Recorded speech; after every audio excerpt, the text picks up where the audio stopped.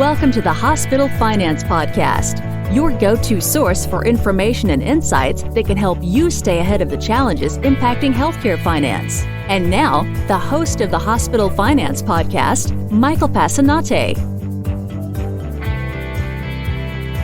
Hi, this is Mike Passanante, and welcome back to the award-winning Hospital Finance Podcast. If you enjoy the podcast, I invite you to head up to Apple Podcasts, rate us 5 stars, and leave a positive review. This will help new listeners in the healthcare space find the show. And with that, we'll move on to today's show. IllumiCare recently released an analysis that looked at the changing costs of treating COVID patients in hospitals. To share the findings of this analysis, I'm joined by GT LaBorde, CEO of IllumiCare. GT, welcome back to the show. Michael, thank you. Good to be back. GT, why don't you tell us a little bit about IllumiCare for those in our audience who may not be familiar with your firm? Sure. IllumiCare is in the business of helping health systems drive value-based care. We basically we use hospitals' own medication, daily medication cost, wholesale acquisition cost, as well as lab and radiology costs from their own cost accounting system to ascribe a cost to every clinical order.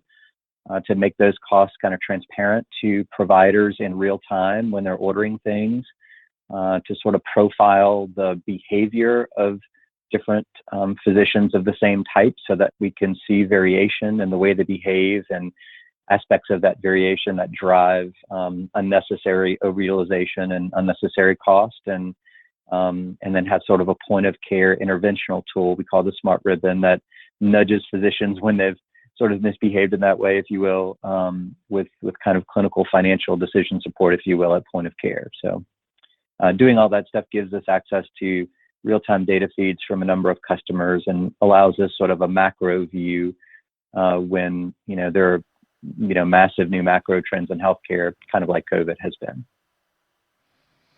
So let's dive into the analysis that you did here. What exactly were you looking at in this analysis? We looked at health systems that were geographically dispersed across the country. Together they represented, several million encounters with those health systems. Of those, there were something like 350,000 or so COVID tests that were done. And so we zeroed in on, who were patients that were testing positive with COVID that had had an interaction or encounter with the health system on either an inpatient, ambulatory, or ED. What percentage of those were inpatient? So what percentage got admitted? What DRGs did they fall into? What were their lengths of stay? And what were their costs and drugs used to treat, et cetera? And we looked at these over 3 different time slices, basically. We started with kind of what I'll call the early days, March 12th to May 28th. We then kind of took another look in the sort of a middle period between March 12th and July 10th.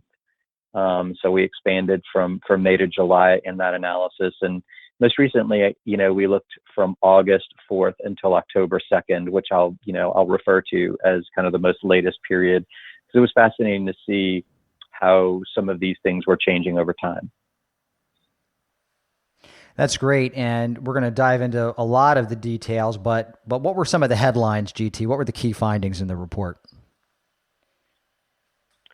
Well, from a high level, some of the things that jumped out at me are the percentage of tests that were positive was increasing for these health systems. The percentage of people who were COVID positive that were inpatients were increasing. Length of stay was decreasing. Cost was going down pretty dramatically because of a shift in the utilization of some of the very expensive drugs used to treat them. And kind of the one asterisk next to that is remdesivir, which, there was sort of a supply of that was made available without cost. Eventually that supply is going to run out, and, it's going to be an expensive drug when used to treat. So I think that's kind of the high level summary of it, but happy to get into some of the details. Yeah, so let's take a look at the dynamics surrounding medications, because you did quite a bit of analysis there. What did you find?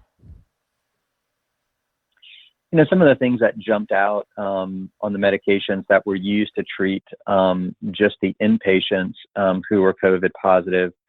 Anticoagulants were number one in sort of the most frequently used drugs. So if you looked at as a percentage of patients that received a drug, anticoagulants were always number one, except for in the most recent period.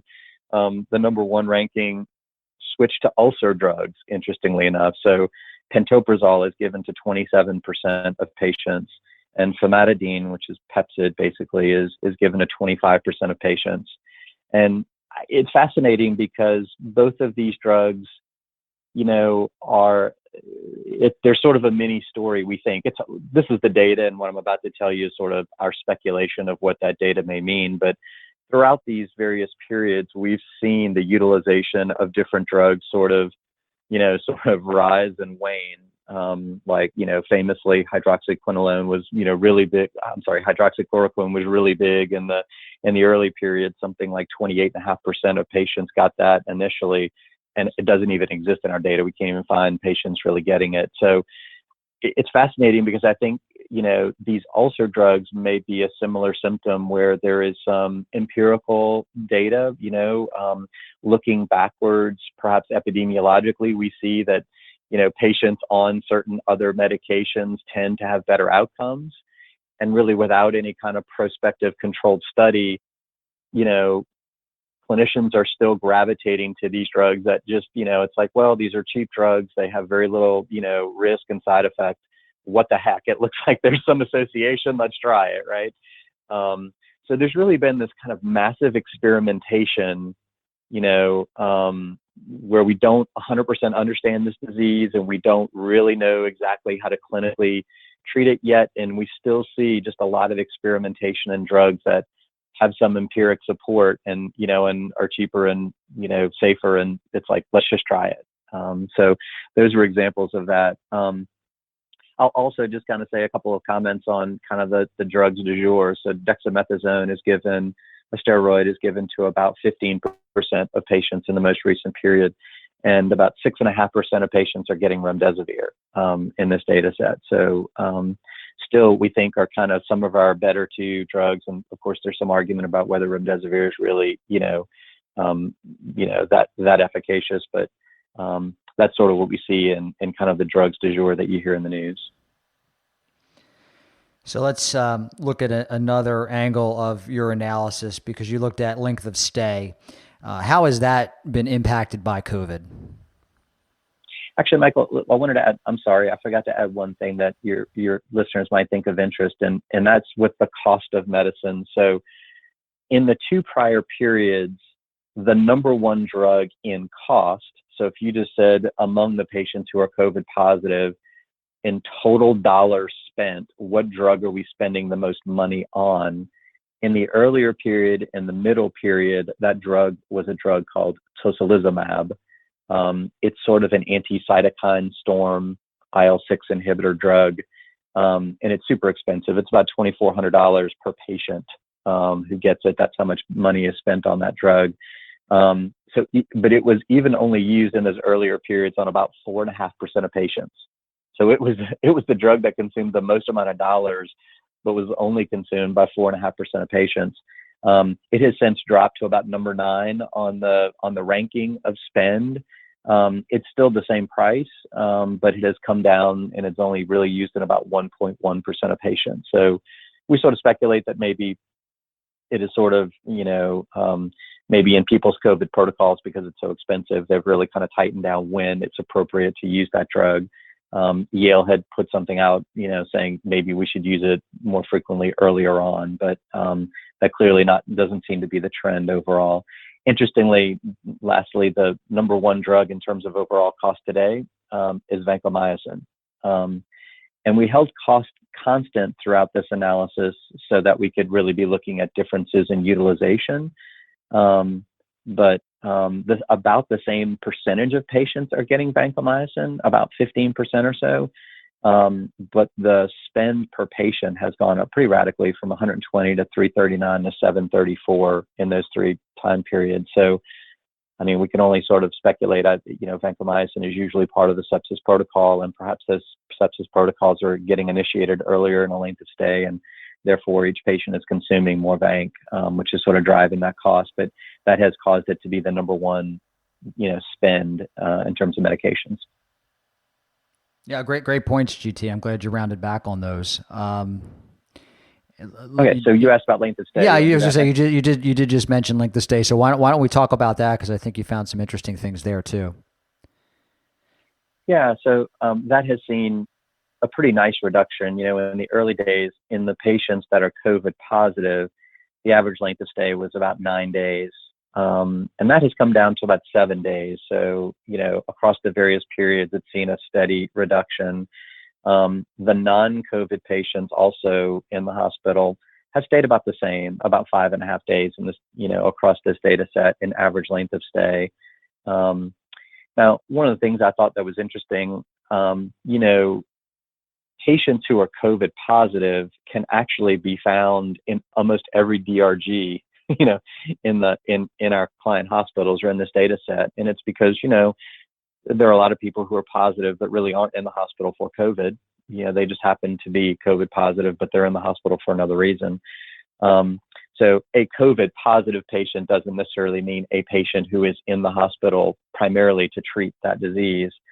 So we then narrowed it down and looked at, well, what are the DRGs where most COVID patients fall? And, it's primarily respiratory DRGs with complications and comorbidities, and the sepsis DRGs are the kind of 5 or 6 where they seem to conglomerate.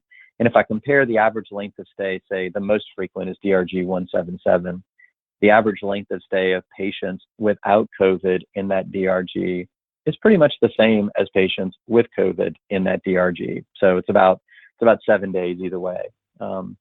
So, while we think of COVID as this devastating disease and we hear a lot of these sort of train wreck stories of people staying for months, really, when you look across this whole data set, the data is telling me, across a bunch of patients on average, COVID patients are like, have a sort of a length of stay that's very similar to other, complicated pneumonia cases, pneumonia cases with comorbidities.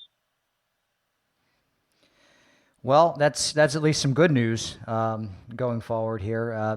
Certainly interested in your thoughts on what you think the implications are of everything we just talked about here. Yeah, I mean, overall costs have gone down. So just if I look at the med and lab and radiology spend, we focus on those 3 things because we feel like physicians control those, things.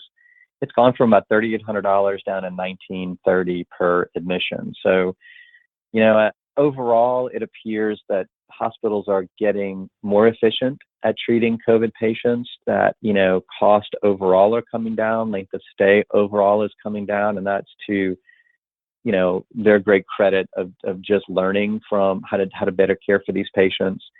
But we haven't figured it out. And we see that in kind of the experimentation, like these ulcer drugs and some others, that there's still some fine tuning going on about the best way to clinically treat these patients. The most worrisome trends in this data are that, the percentage of test positive are going up, and the percentage of patients who are positive admitted are going up. And so we hope that doesn't, that trend doesn't continue, and that, that we can see, hopefully that will reverse and we'll have less pressure on our health systems with fewer COVID patients, but we'll have to see. Great insights, GT. If someone wanted to find out more about IllumiCare, where can they go? A lot of this data, so we actually put a lot of this data on our website. You can actually interact with it and drill into each DRG and each drug and see the utilization. I put all the data from the most recent period so your listeners could interact with it if they like. It's available on our website at IllumiCare, which is ILLUMICARE.com/COVID-19 is where you would find all this data. GT LaBorde, thanks so much for coming back to the podcast today and sharing with us this very interesting analysis that you've done at your firm around COVID. Great to be with you, Michael. This concludes today's episode of the Hospital Finance Podcast. For show notes and additional resources to help you protect and enhance revenue at your hospital, visit Bessler.com/podcasts. The Hospital Finance Podcast is a production of Bessler. Smart about revenue, tenacious about results.